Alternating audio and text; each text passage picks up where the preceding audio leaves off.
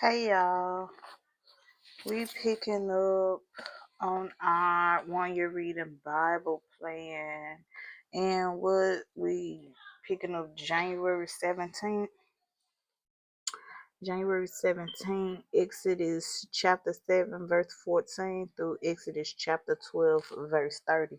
Now, I read all of chapter 7 on the 16th, the previous day. So I don't think I'm gonna go back and read that again. Just pick up on that. I'll recap it. And I'm just gonna pick up chapter 8 through 12. So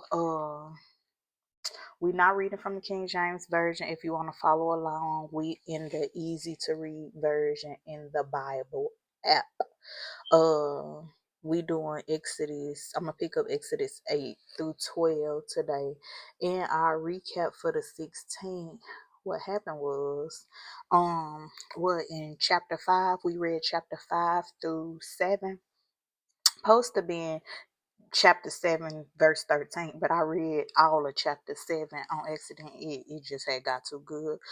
And yeah, I ain't have good enough sense to stop. So Exodus chapter 5, what happened? So Moses and Aaron go before God. No, they go before Pharaoh to tell Pharaoh what God said. Like, let these people go so they can go worship God up on the mountain. Pharaoh like, look, get these Israelites some more work, because clearly they bored. They ain't busy enough. So make them busy, because that's why they wanna go worship God. They getting too lazy basically. So he ended up turning up the heat up on the Israelites, uh forcing them to work really, really extremely hard, and abusing them, beating them at the same time. So even the supervisors that was over the Israelites, they was getting beat up too, because they was not fulfilling what Pharaoh wanted them to fulfill. So yeah. Also, the nurse, was that with the nurses? No, that wasn't that. That was the day before. We already recapped that. So yeah, so after the Israelites getting beat, abused, and forced to work extremely hard, they go back to Moses and start complaining like, you said God was gonna set us free. You basically done set us up for the okie doke. Now Pharaoh is pissed. He done up the score on us, and it's your fault that we in this position. So Moses started to complain to God, like, Lord, you show it was you that sent me here to do this, right? Because I did exactly what you told me to do down to the T, and it's hard, and you ain't doing nothing about it. Like, you just watching us at this point suffer. So God ended up speaking back to Moses, like, look, I'm causing all this to happen, so y'all to know that it's by my power that I done set these Israelites free. I done got them out that jam. It's not anything that they done did on their own, or not even you done did to help save them. It's gonna be me that uses my great power against Pharaoh, and he gonna be so sick of it that he gonna force them folks to leave. So yeah. um what else happened? And let me see. So Exodus 7, chapter 7, this was our last. So Pharaoh continued to be stubborn. God is constantly sending Moses, like, look, go tell him again, go tell him again, go tell him again. Moses like, he ain't listening, he ain't listening. God like, look, do this, perform this miracle, perform this miracle. So far, each miracle that Moses and Aaron performed, Pharaoh has used his magicians to perform the same miracles. So at this point, Pharaoh is stubborn. He's hard headed. He's puffed up, super prideful. He feel like it ain't nothing that you doing that me and my wise men ain't doing at this point. So Pharaoh is not moved to let these Israelites go. Um. So now we continue. In chapter 8.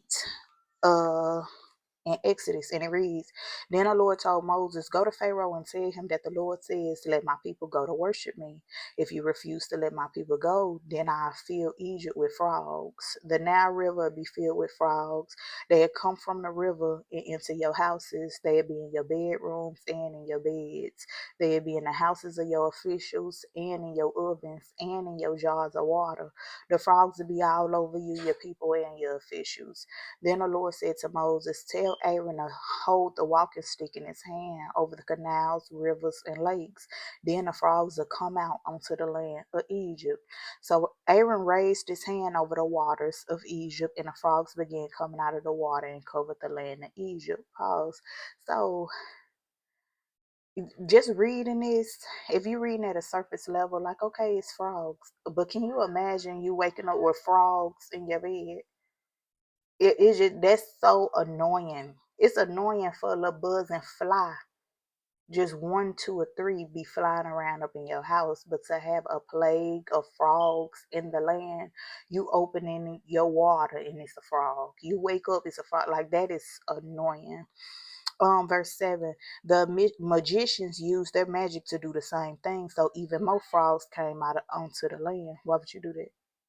Why would you do that? Why would you create more frogs than there already is? Like, if anything, make them disappear. Why are you creating more frogs?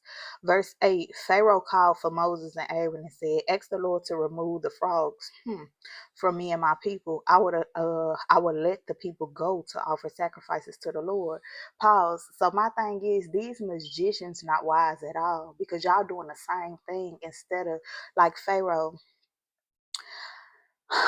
God can cause this thing to happen, and it can cause it, and he can cause it to disappear. The magicians, they're mimicking, but they cannot make it disappear, obviously, or else Pharaoh would have been like, look, do away with these frogs, magicians, but they're limited. Uh, the magicians and their supernatural power is clearly limited. Um, Verse 9, Moses said to Pharaoh, I'll pray for you, your people, and your officials. Then the frogs will leave you in your houses. They'll remain only in the river. When do you want the frogs to go away? Pharaoh said, Tomorrow. I was like, today. Make them go now. Moses said, It'll happen as you say. In this way, you will know that there is no God like Lord our God. So the little false gods y'all worshiping, that's giving y'all this supernatural power to mimic, ain't no God can do it like us, because clearly they can't make this happen. Verse 11, the frogs that lead you, your house, your officials, and your people, they remain only in the river. Verse 12, Moses and Aaron left Pharaoh. Moses prayed to the Lord about the frogs he had sent against Pharaoh. And the Lord did what Moses asked. The frogs died in the houses, in the yards, and in the fields. They began to rot, and the whole country began to stink. But when Pharaoh saw that they were free of the frogs, he again became stubborn. Pharaoh did not do what Moses and Aaron asked him to do. This happened just as the Lord had said. Just like a stubborn person, they go, "Hey, pray for me," and as soon as they get out that jam, they back on the same time. Verse 16, then the Lord said to Moses, Tell Aaron to raise his stick and hit the dust on the ground, and everywhere in Egypt dust will become lice. They did this. Aaron raised his stick in his hand and hit the dust on the ground, and everywhere in Egypt the dust became lice. The lice got on the animals and the people. The magicians used their magic and tried to do the same thing, but the magicians could not make lice come from the dust. The lice remained on the animals and the people. So the magicians told Pharaoh that the power of God did this, but Pharaoh refused to listen to them. This happened just as the Lord had said. So now the magicians know what's up. They're like, yeah, out of our pay grade. Can't do this one. Verse 20, the Lord said to Moses, Get up in the morning and go to Pharaoh. He'll go out to the river. Tell him that the Lord says, Let my people go and worship me. If you don't let my people go, then flies will come in your houses. The flies will be on you and your officials. The houses of Egypt will be full with flies. They'll be all over the ground too. But I would not treat the Israelites the same as the Egyptians. There will not be any flies in Goshen where my people live. In this way, way, you'll know that I, the Lord, am in this land. So tomorrow I treat my people differently from your people. This will be my proof. Pause. So back to when Joseph went to go get his brothers, it was by God's design that the Pharaoh then, the king of Egypt then, he did not told them to go to Goshen. Basically, that's where he housed all the Israelites. He gave them the land in Goshen, so they've been in Goshen. They just been multiplying in Goshen. So now all the Egyptians, they are in a separate place as the Israelites, and God sending these plagues only in the place where where the Egyptians are, but he's protecting Goshen where the Israelites are. Interesting. Verse 24. So the Lord did just what he said. Millions of flies came into Egypt. The flies were in Pharaoh's house. They were in all his officials' houses. They were all over Egypt. The flies were ruining the country. So Pharaoh called for Moses and Aaron and told them, offer sacrifices to your God here in this country. But Moses said it would not be right to do that. We ain't doing this the way you want us to do it. We doing this the way God told us to do it. It's ain't no compromise here, Pharaoh. Let the folk go. The Egyptians think it is terrible to kill animals as sacrifices for the Lord our God. If we do this here, the Egyptians will see us and throw stones at us and kill us. Let us go 3 days into the desert and offer sacrifices to the Lord our God. This is what he told us to do. Never mind what you want us to do. Verse 28. So Pharaoh said, I'll let you go and offer sacrifices to the Lord your God in the desert, but you must not go very far. Now go and pray for me. Moses said, look, I'll leave and ask the Lord to remove the flies from you, your people, and your officials tomorrow, but you must not stop the people from offering sacrifices to the Lord. So Moses left Pharaoh and prayed to the Lord, and the Lord did what Moses asked. He removed the flies from Pharaoh, his officials, and his people. None of the flies remained, but Pharaoh again became stubborn and did not let the people go. What's it gonna take for you, Pharaoh? Verse 9. Then the Lord told, not verse, but chapter 9. Then the Lord told Moses to go to Pharaoh and tell him, the Lord, the God of the Hebrews, says, let my people go to worship me. So merciful. So merciful. Chance after chance, can you say? Verse 2. If you continue to hold them and refuse to let them go, then the Lord will use his power against your animals in the field. He'll cause all your horses, donkeys, camels, cattle, and sheep to get sick with a terrible disease. But the Lord will treat Israel's animals differently from the animals of Egypt. None of the animals that belong to the Israelites will die. The Lord has set the time for this to happen. He said tomorrow the Lord will make this happen in this country. The next morning, the Lord did what he said. Don't he always? All the farm animals of the Egyptians died, but none of the animals that belonged to the Israelites died. Pharaoh sent people to see if any of the animals of Israel died. Not one of them died, but Pharaoh remained stubborn and did not let the people go. So you just looking all across your land, and I'm talking about it ain't an animal in sight that's alive. Moses like, God did say he was going to do this, but let me see something. Let me check something out real quick. Y'all go to Goshen and see if the animals over there are alive too. Very much so alive. Okay, this is God's doing. Verse 8, the Lord said to Moses and Aaron, fill your hands with the ashes from the furnace. Moses, you throw the ashes into the air in front of Pharaoh.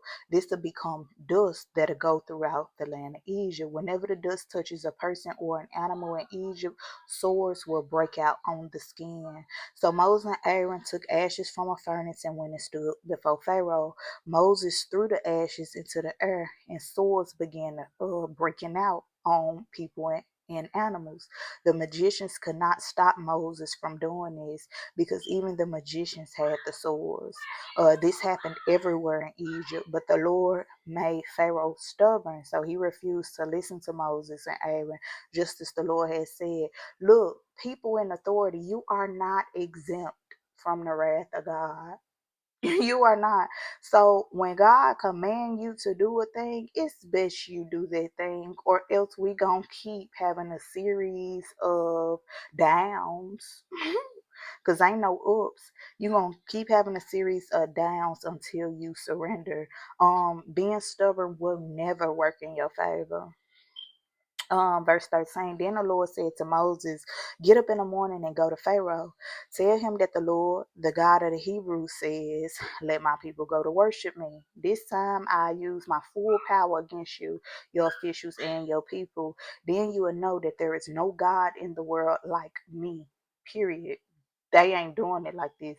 And look, God could have easily just did a sweep, wipe Pharaoh out. He done did it before. But why? It's almost like God, like, nah, I'm gonna have a little fun with Pharaoh. I gotta make an example out of this one. Like, not only for you and the people like you, but for my people so that they can see my great power, period. Um, God got a plan for everything, the righteous and the wicked. Verse 15, I could use my power and cause a disease that will wipe you and your people off the earth. Period. I could do that, says the Lord. But I have put you here for a reason. I have put you here so that I could show you my power. Did the Lord just validate what I just said? Praise God. Then people all over the world will learn about me. You are still against my people. You are not letting them go free. So at this time tomorrow, I will cause a very bad hailstorm. There has never been a hailstorm like this in Egypt, not since Egypt became a nation. Not now. You must put your animals in a safe place. Everything you own that is now in a field must be put in a safe place. Any person or animal that remains in the field will be killed. The hail will fall on everything that is not gathered into your houses. Straight like that. Verse 20, some of Pharaoh's officials paid attention to the Lord's message. I bet. They quickly put all of their animals and slaves into the houses, but other people ignored the Lord's message and lost all their slaves and animals that were in the fields. Okay, so we God is making a believer out of some of these people. Like, not everybody that's with not every Egyptian is no fool. After so many plagues, it may took 3, 4 plays for them to get it together, but they look like, look, I can't keep going through this because you want to be stubborn. At some point, I'm finna listen exactly to what Moses and Aaron is saying, because who? I'd be a fool not to. Verse 23. So Moses raised his walking stick into the air, and the Lord sent hail with thunder and lightning down on the earth. Excuse me, the Lord caused hail to fall all over Egypt. The hail was falling and lightning was flashing all through it. It was the worst hailstorm that had ever hit Egypt since it had become a nation. The storm destroyed everything in the fields of Egypt. The hail destroyed people, animals, and plants. The hail also broke all the trees in the fields. The only place that did not get hail was the land of Goshen, where the Israelites lived. Pharaoh sent for Moses and Aaron and told them, he like, look, go get Moses and Aaron. Tell them, let me highlight them real quick. That's crazy, because even you know that you cannot do anything unless you do it through them. But that's still not Jesus. This time I have sinned. Verse 27, Pharaoh sent for Moses and Aaron and told them, this time I have sinned. The Lord is right, and I and my people are wrong. We have had enough of this hail and thunder. Ask the Lord to stop the storm, and I'll let you go. You don't have to stay here. He's getting weary. Verse 29, Moses told Pharaoh, when I leave the city, I'll lift my hands in prayer to the Lord, and the thunder and hail will stop. Then you will know that the Lord is in this land. But I know that you and your officials really don't fear the Lord, don't fear or respect the Lord yet. The flax had already developed its seeds, and the barley was already blooming.